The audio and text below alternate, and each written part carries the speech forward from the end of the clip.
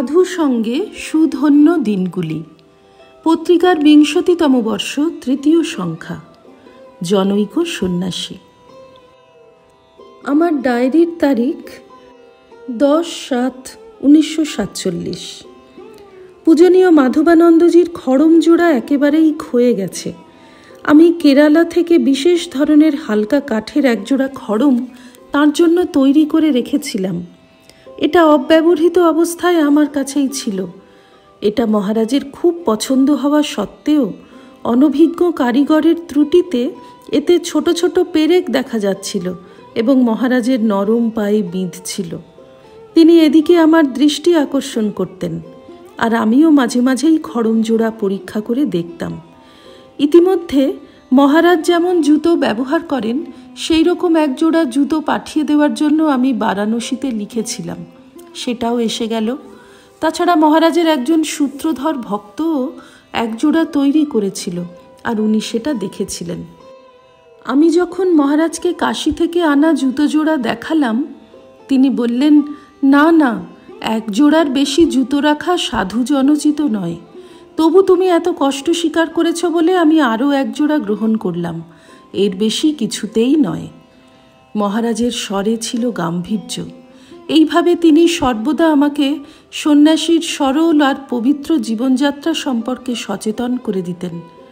তাঁর এই সংক্ষিপ্ত মন্তব্য আমার কাছে ছিল যথার্থই এক পরোক্ষ শিক্ষা। 13/7/1947। দুপুরের প্রসাদ পাওয়ার পর আমি ঘরে ফিরে যাচ্ছিলাম। ঠিক সেই সময় পূজনীয় মাধবানন্দজি প্রসাদের জন্য আসছিলেন। একটু বেলা করে তিনি ডাক্তার দেখাতে যান। সকালে তার অনুপস্থিতির সুযোগে আমি তার বিছানার চাদর আর 2টি তোয়ালে কেচে রোদে দিয়েছিলাম। এখন আমাকে দেখে হেসে তিনি কাছে দাঁড়ানো সাধুদের বললেন, আমাদের ইনি পূর্বজন্মে যে একজন নাপিত আর মুচি ছিলেন শুধু তাই নয়, এখন দেখছি একজন ধোপাও ছিলেন। এই কথায় উপস্থিত আমরা সকলেই খুব মজা পেলাম। কথা প্রসঙ্গে জানালাম যে কাপড় ধুতে আমি সাবান ব্যবহার করিনি। মহারাজ মন্তব্য করলেন, কাজটি আরও কিছুদিন স্থগিত রাখতে পারা যেত, যেহেতু কয়েক সপ্তাহ আগেই তাদের পরিষ্কার করা হয়েছে।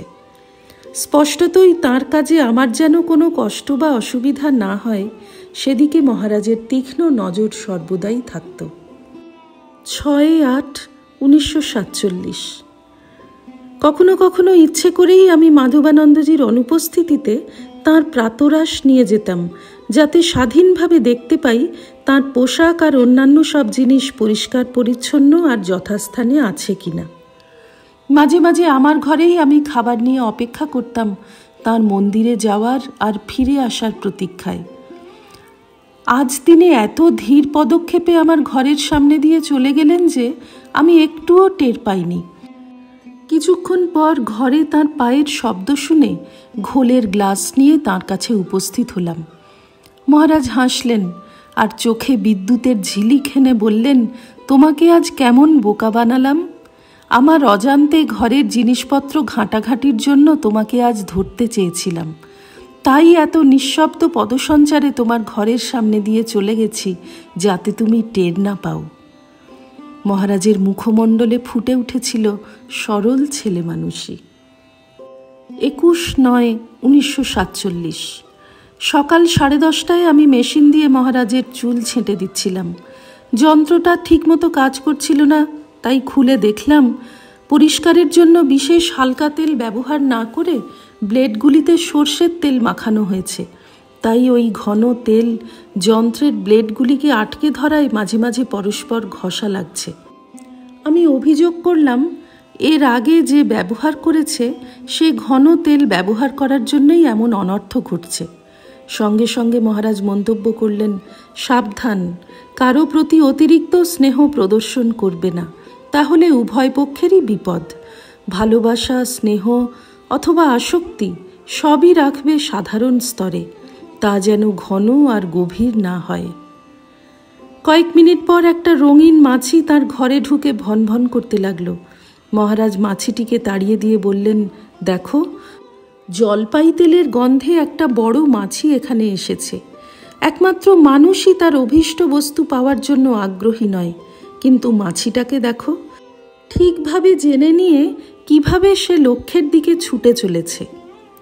আমি অবাক হয়ে গেলাম এই ভেবে যে মহারাজ এত তুচ্ছ ঘটনার ভেতর থেকেও আধ্যাত্মিক শিক্ষণীয় বিষয় বার করে কেমন অনায়াসে তা আমার মধ্যে সঞ্চারিত করে দিলেন। শ্রী রামকৃষ্ণার্পণমস্তু।